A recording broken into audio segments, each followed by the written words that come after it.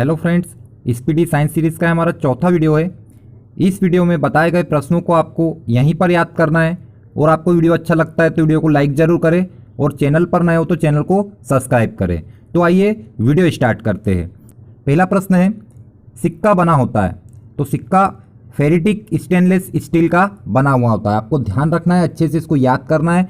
सिक्का बना होता है फेरिटिक स्टेनलेस स्टील का सिक्का बना होता है। और जो आजकल मार्केट में 10 और 5 के सिक्के आ रहे हैं यह बन रहे हैं कॉपर निकिल नामक मिश्र धातु के। तो आपको ध्यान रखना है 10 और 5 के सिक्के जो मार्केट में आजकल आ रहे हैं यह कॉपर निकिल मिश्र धातु के बनते हैं। अगला प्रश्न है, डायलिसिस का प्रयोग किया जाता है। तो बड़ा सिंपल प्रश्न है ये और लगभग मुझे लगता है 100% स्टूडेंट को इसका आंसर पता होगा। किडनी के बीमारी के उपचार के लिए डायलिसिस का प्रयोग किया जाता है। तो बढ़ते नेक्स्ट प्रश्न की ओर। अल्पवयस्क मगरमच्छ को क्या कहा जाता है? जो मगरमच्छ अल्पवयस्क होता है उसको क्या कहा जाता है? तो उसको कहते हैं हैचलिंग। आपको ध्यान रखना है, अल्पवयस्क मगरमच्छ को हैचलिंग कहा जाता है। जो मगरमच्छ अल्पवयस्क होता है उसको हैचलिंग कहा जाता है। मैं 3 बार इसीलिए बोलता हूं क्योंकि आपको यहीं पर याद हो जाए। नेक्स्ट प्रश्न की ओर बढ़ते हैं। लार होता है तो लार कैसा होता है? तो लार होता है अम्लीय। आपको ध्यान रखना है, जो मानव का लार होता है यह होता है अम्लीय। इसका पीएच मान होता है, इसकी पीएच वैल्यू होती है 6.8। आपको ध्यान रखना है, लार होता है अम्लीय, इसकी पीएच वैल्यू होती है 6.8। नेक्स्ट प्रश्न की ओर बढ़ते हैं। फेफड़े का चारों ओर झिल्ली को कहा जाता है। जो फेफड़े के चारों ओर झिल्ली होती है उसको क्या कहा जाता है? तो इंपॉर्टेंट प्रश्न है, आपको इसको ध्यान रखना है। अभी आप विभिन्न प्रकार के सेट यदि लगाते होगे ऑनलाइन टेस्ट सीरीज के तो आपको यह प्रश्न उसमें कॉमन मिल जाता होगा। तो आपको ध्यान रखना है, फेफड़े के चारों ओर की झिल्ली को फुसफुस झिल्ली कहा जाता है। इंपॉर्टेंट प्रश्न है, फेफड़े के चारों ओर की झिल्ली को फुसफुस झिल्ली कहा जाता है। नेक्स्ट प्रश्न की ओर बढ़ते हैं। सामान्य मूत्र में विद्यमान ग्लूकोज का प्रतिशत होता है। तो भाई सामान्य मूत्र जो होता है उसमें ग्लूकोज का प्रतिशत कितना होता है? तो मूत्र में ग्लूकोज का प्रतिशत 0.1 होता है। तो आपको ध्यान रखना है, जो सामान्य मूत्र होता है उसमें ग्लूकोज का प्रतिशत होता है 0.1%। नेक्स्ट प्रश्न की ओर बढ़ते हैं। रक्त को जमाने में कौन सा प्रोटीन उपयोग आता है? तो यहाँ पर प्रोटीन पूछा है रक्त को जमाने के लिए, तो फाइब्रिनोजेन नामक प्रोटीन उपयोग में आता है। और मानव शरीर के अंदर रक्त जमता क्यों नहीं है उसके लिए कौन सा प्रोटीन जिम्मेदार है? तो उसके लिए हिपेरिन नामक प्रोटीन जिम्मेदार है। तो आपको यहाँ पर एक और प्रश्न बता देता हूँ, जितने भी रक्त से संबंधित प्रोटीन होते हैं यह हमारे यकृत लीवर में बनते हैं। नेक्स्ट प्रश्न की ओर बढ़ते हैं। सबसे व्यस्त मानव अंग कौन सा है? तो सबसे व्यस्त मानव अंग होता है दिल। नेक्स्ट प्रश्न की ओर बढ़ते हैं। निद्रा के दौरान मनुष्य का ब्लड प्रेशर कैसा होता है? तो जब मनुष्य नींद में होता है तो उसका जो ब्लड प्रेशर होता है घट जाता है। आपको ध्यान रखना है, नींद में मनुष्य का ब्लड प्रेशर घट जाता है। नेक्स्ट प्रश्न है, कर्णास्थि की कुल संख्या कितनी होती है? जो हमारे कान होते हैं इसमें कुल कितनी हड्डियां होती है, कितनी अस्थियां होती है? तो कान में 6 अस्थियां 6 हड्डियां होती है दोनों कानों। नेक्स्ट प्रश्न है, मार्स गैस किसे कहते हैं? तो मार्स गैस मीथेन को कहते हैं। बड़ा सिंपल सा क्वेश्चन है और इसका फार्मूला होता है CH4। नेक्स्ट प्रश्न है हमारा, मंगल के कितने उपग्रह है? बड़ा सिंपल सा प्रश्न है, मंगल के 2 उपग्रह है। आपको कमेंट करके इन दोनों के नाम बताना हो तो आप बता सकते हैं। नेक्स्ट प्रश्न है, रक्तचाप किसमें उच्च होता है? इसको थोड़ा हम लोग यहाँ पर ध्यान से समझेंगे।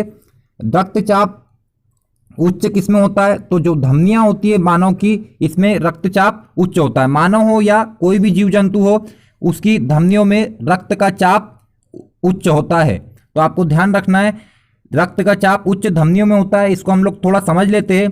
जो दिल होता है यह रक्त को पंप करता है। आप सभी को पता है दिल जो होता है रक्त को पंप करता है। तो दिल जो रक्त को पंप करता है और पाइपलाइन जो होती है उसके द्वारा पूरे शरीर में पहुंचाता है। तो उस पाइपलाइन को हम क्या कहते हैं? उस पाइपलाइन को हम कहते हैं धमनी। तो जब दिल इसमें प्रेशर वाला रक्त भेजेगा तो इसका रक्तचाप उच्च होगा। तो आपको ध्यान रखना है, जो धमनियां होती है इसके अंदर रक्तचाप उच्च होता है और धमनियों में शुद्ध रक्त बहता है।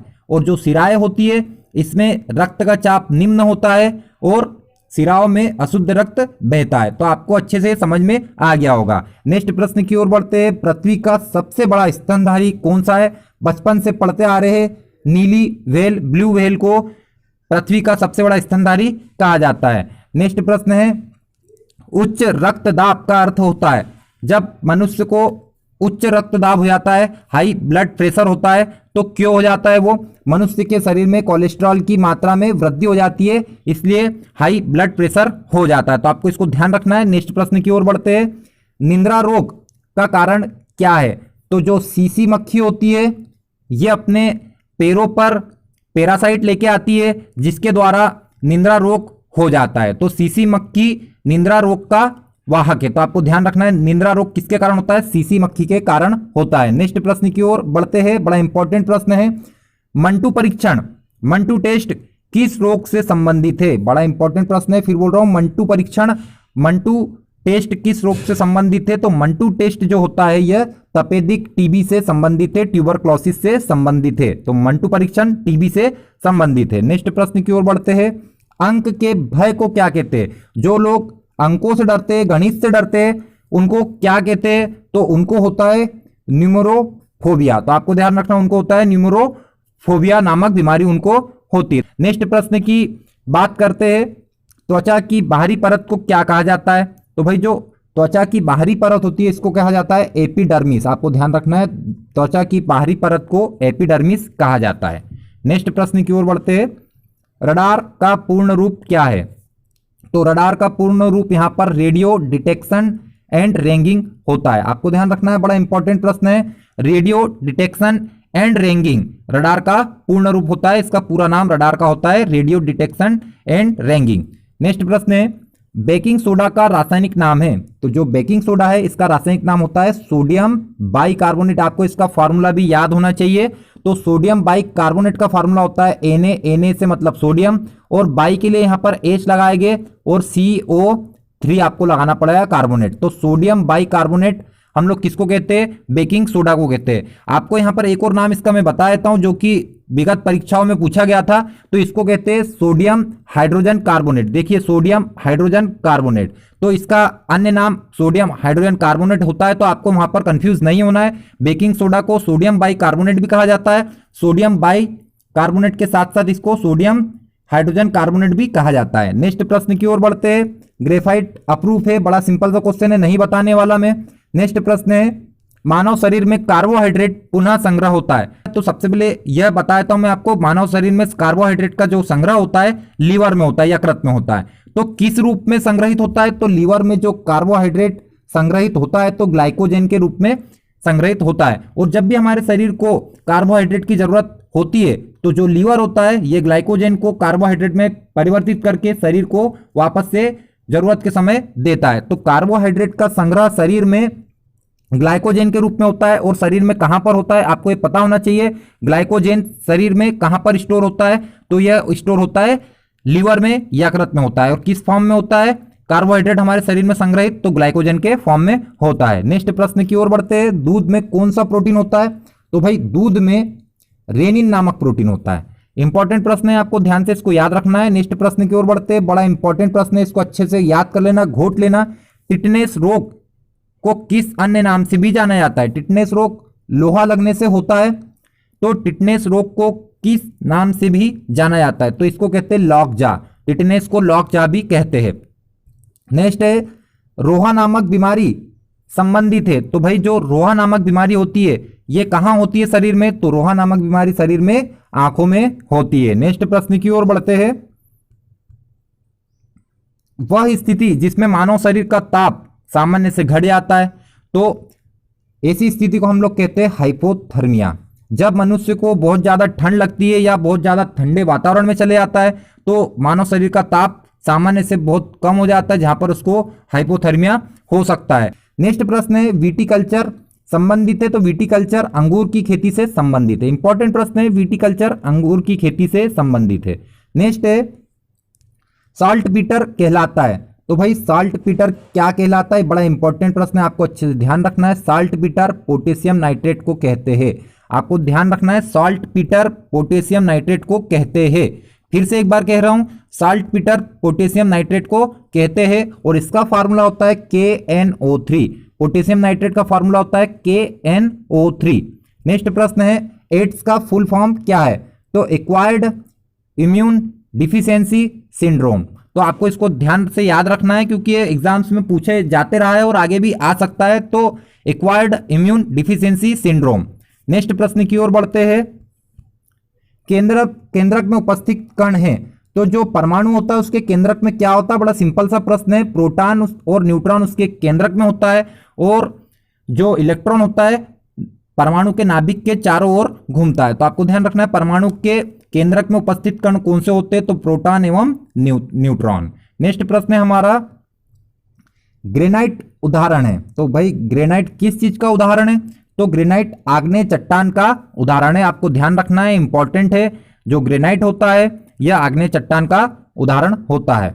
नेक्स्ट प्रश्न है हमारा, मानव शरीर की सबसे छोटी हड्डी कौन सी है? तो आप सभी को पता होगा, कान में होती है, उसका नाम है स्टेप्स या स्टेपीस। तो आपको इसको अच्छे से याद रखना है। मानव शरीर के किस अंग में सबसे छोटी हड्डी पाई जाती है? तो कान में पाई जाती है, इसका नाम है स्टेप्स।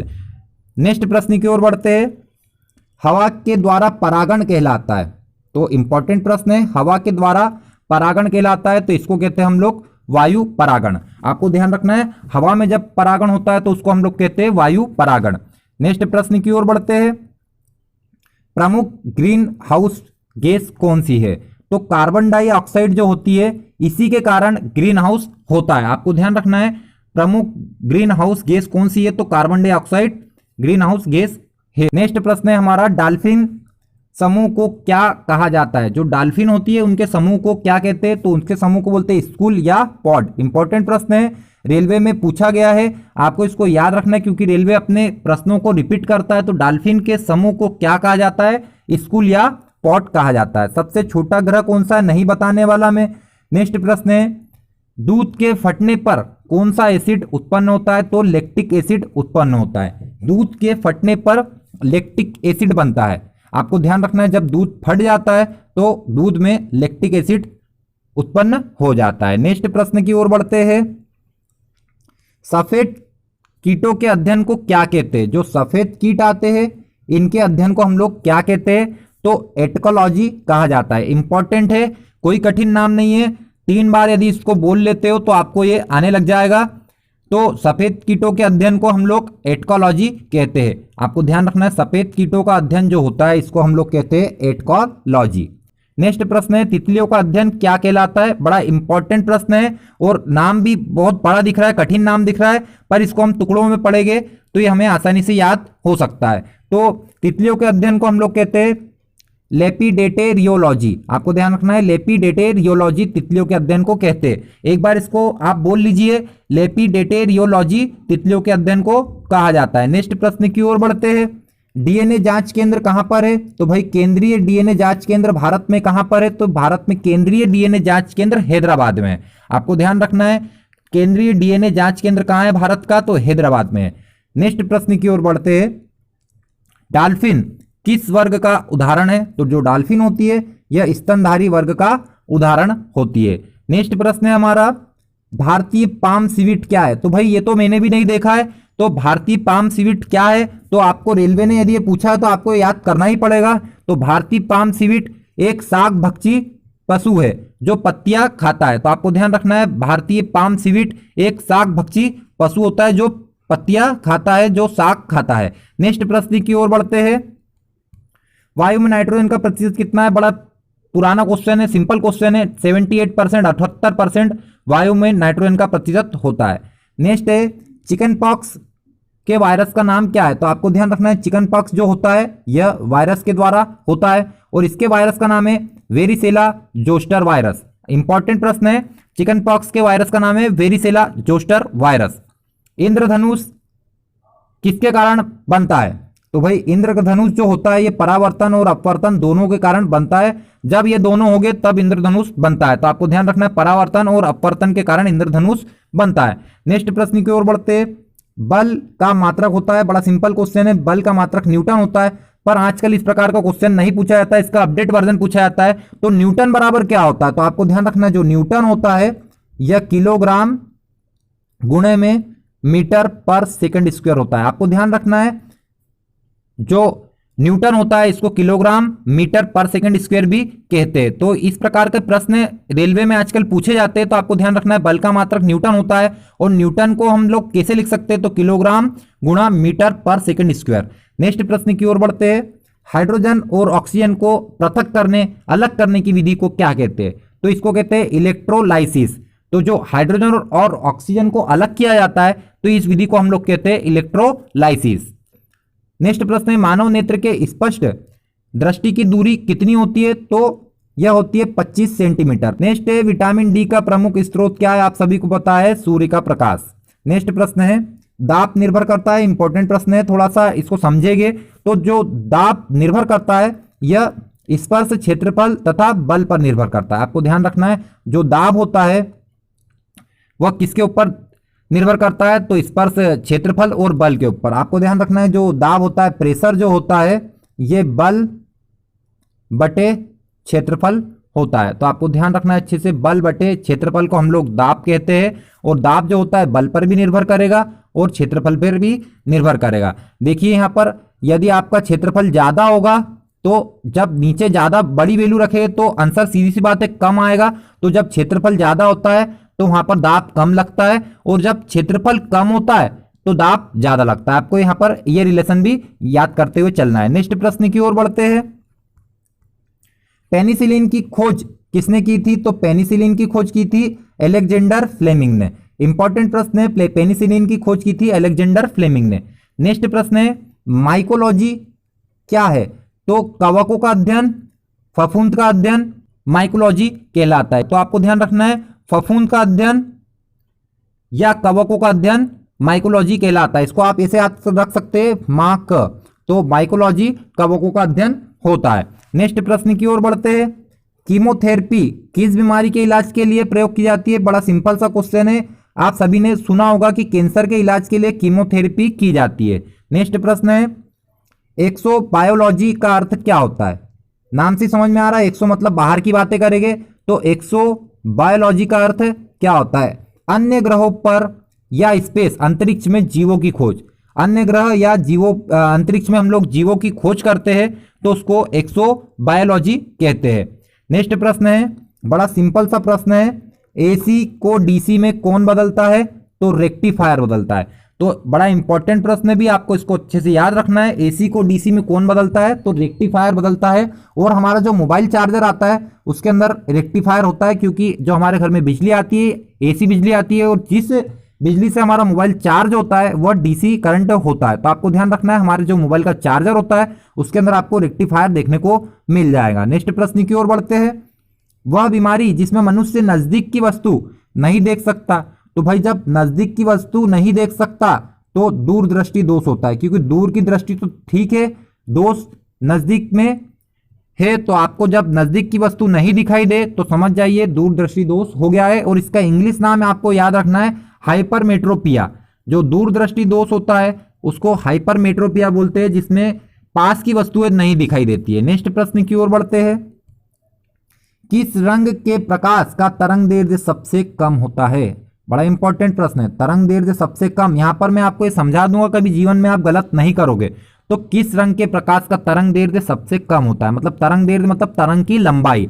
तो बैंगनी रंग जो होता है इसकी तरंग की लंबाई बहुत ही कम होती है, ज्यादा दूर से ये दिखाई नहीं देता है। और किस रंग का प्रकाश का तरंग दैर्ध्य सबसे अधिक होता है? तो जो लाल कलर होता है जिससे मैं लिख रहा हूं, यह आपको बहुत दूर से भी दिखाई दे देगा। इसीलिए जो ट्रेन के सिग्नल होते हैं वह रेड कलर के, ग्रीन कलर के बनाए जाते हैं। तो जो सबसे ज्यादा तरंग दैर्ध्य वाला कलर है उसका नाम है रेड कलर, और जो सबसे कम तरंग दैर्ध्य वाला कलर है उसका नाम है बैंगनी कलर।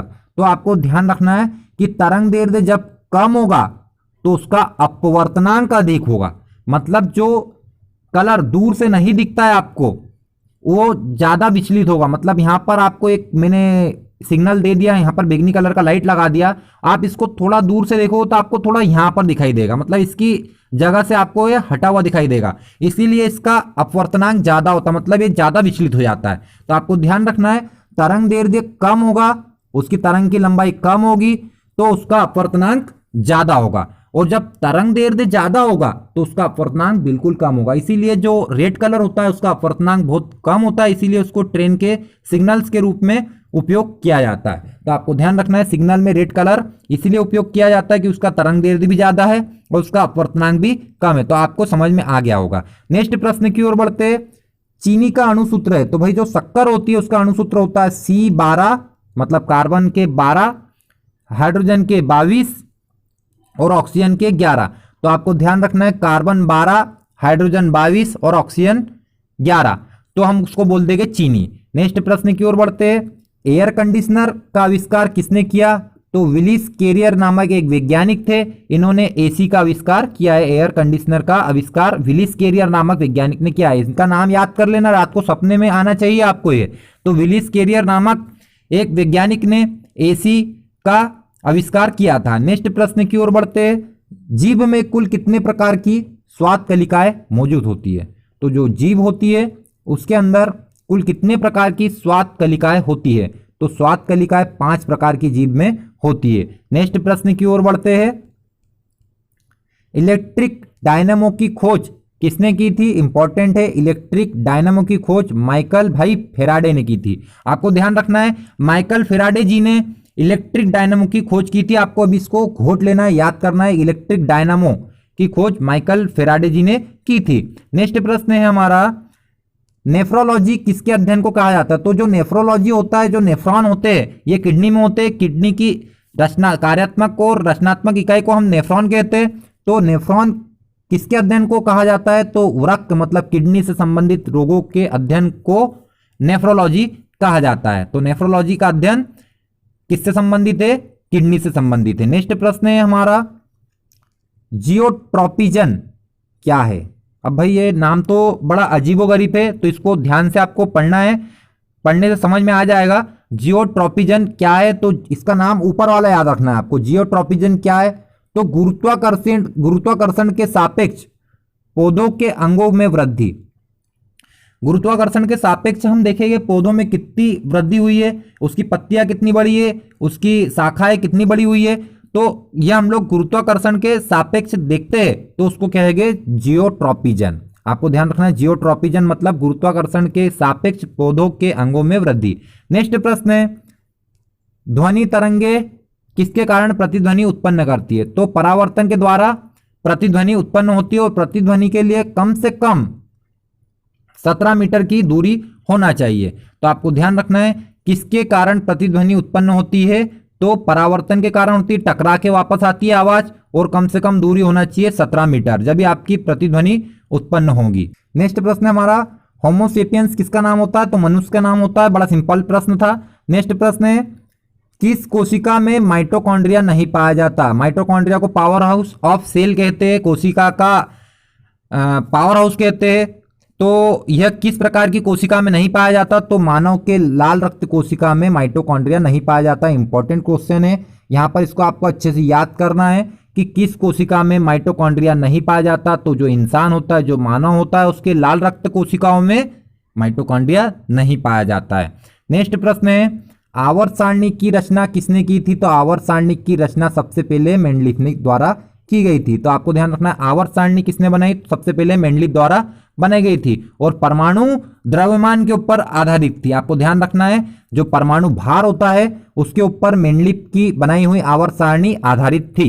नेक्स्ट प्रश्न है, सूक्ष्म जीव और पर्यावरण के बीच के संबंध को क्या कहा जाता है? जो सूक्ष्म जीव होते हैं, छोटे मोटे जीव होते हैं, और पर्यावरण के बीच का संबंध के अध्ययन को हम लोग क्या कहते हैं? तो इसको हम लोग कहते हैं इकोलॉजी। आपको ध्यान रखना है, सूक्ष्म जीव और पर्यावरण के बीच के संबंध का जब अध्ययन करते हैं तो इसको कहते हैं इकोलॉजी। नेक्स्ट प्रश्न है, एक्सरे की खोज किसने की थी? बड़ा सिंपल सा क्वेश्चन है, पुराने जमाने से पूछा जा रहा है।